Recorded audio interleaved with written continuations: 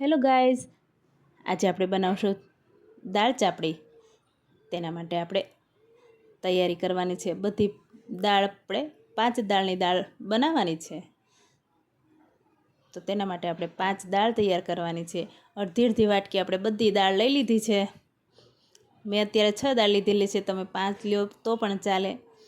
અડદની અડધી વાટકી દાળ, મગની ફોતરાવાળી અડધી વાટકી, મગની ફોતરા વગરની અડધી વાટકી દાળ લીધી છે. તુવેર અડધી વાટકી અને ચણાની દાળ અડધી વાટકી અને મસૂરની દાળ અડધી વાટકી. આપણે આ રીતના બધી દાળ ભેગી કરીને સરસ ચોખ્ખા પાણીએ ધોઈ લેવાની છે.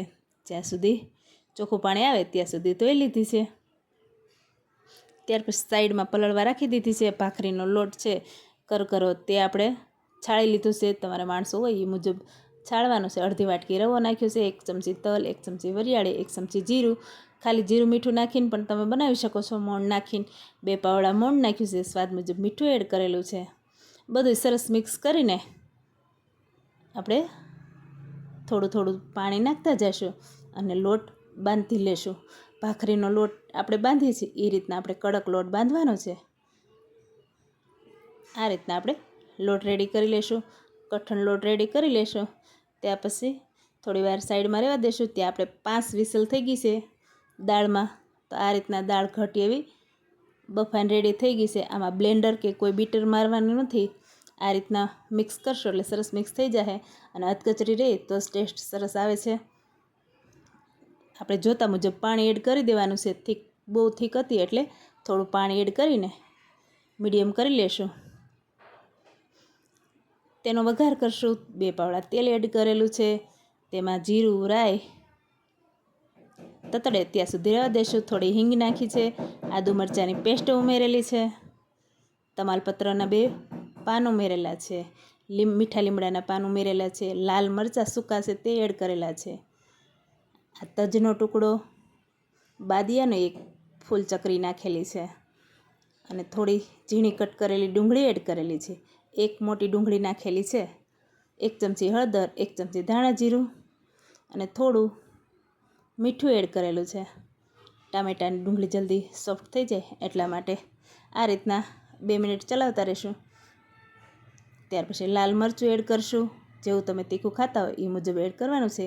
1 ચમચી ગરમ મસાલો એડ કરેલો છે. બધું સરસ મિક્સ થઈ ગયું છે. વઘાર આપણે દાળમાં ઉમેરી દઈશું. દાળ ઉકળવા રાખી દીધી છે, તેમાં એડ કરી દઈશું. તેને સરખી રીતે બધું મિક્સ કરી લેશું. આ રીતના થોડી વાર ચલાવશો એટલે સરસ મિક્સ થઈ જાય. ત્યાર પછી આપણે એમાં 1 મોટો કટકો ગોળ નાખવાનો છે. તમે ખાંડ પણ નાખી શકો છો, પણ ગોળનો ટેસ્ટ સરસ આવે છે. અને લીંબુ નાખવાનું છે. 1 લીંબુનો રસ એડ કરેલો છે. થોડી વાર એને ઉકળવા દઈશું. ત્યાં સુધીમાં આપણે લોટ બાંધ્યો છે તેની બાટી બનાવી લેશું. કોઈ વણવાની જરૂર નથી. અને હાથે જ આ રીતના પ્રેસ કરતા જશું એટલે આ રીતના રાઉન્ડમાં કે તમારે જે રીતના પતલી કરવી, જાડી કરવી એ રીતના તમે બનાવી શકો છો. નાની કરો, મોટી કરો તો પણ ચાલે. અત્યારે આપણે આ રીતના મીડિયમ થીક એવી બાટી રેડી કરી લીધી છે. બાટી નથી, આપણે ચાપડી બનાવેલી છે. આ રીતના ચાપડી બનાવી લીધી છે. ત્યાર પછી આપણે થોડી બની જાય ત્યાર પછી તેને કટ મારીને આ રીતના ચાકુથી તે કાંટા ચમચીથી કટ લગાવી દેવાના છે એટલે આપણે અંદર સુધી સરસ શેકાઈ જાય.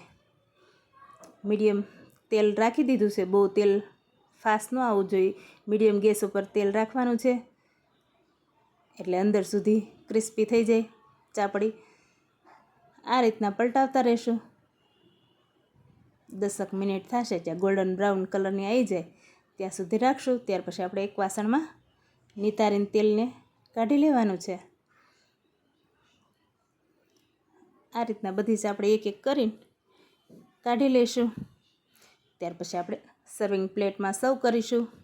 જે આપણે પંચરત્ન દાળ બનાવી છે તે સર્વ કરી છે. તેના ઉપર લીલા ધાણા અને લસણ ખાંડેલી ચટણી આપણે જેવું તમે તીખું ખાતા હોય એ પ્રમાણે ઉપરથી નાખવાની છે. ખૂબ જ સરસ ટેસ્ટ આવે છે તેનો, લસણવાળી ચટણીનો. અને સાઈડમાં કાંદા કટ કરેલા છે, ટામેટાં સ્લાઇસમાં કટ કરેલા છે, તળેલા મરચાં છે. જો ચાપડી ચડી ગઈ છે, અંદર સુધી ચડી ગઈ છે અને ગરમા ગરમ સર્વ કરી છે. તેને આને ચાપડીને સોળીને ખાવાની હોય છે. તમને અત્યારે બટકું કરીને ટેસ્ટ કરીને બતાવું છું. ખૂબ જ ટેસ્ટી એવી દાળ ચાપડી રેડી થઈ ગઈ છે. Thank you.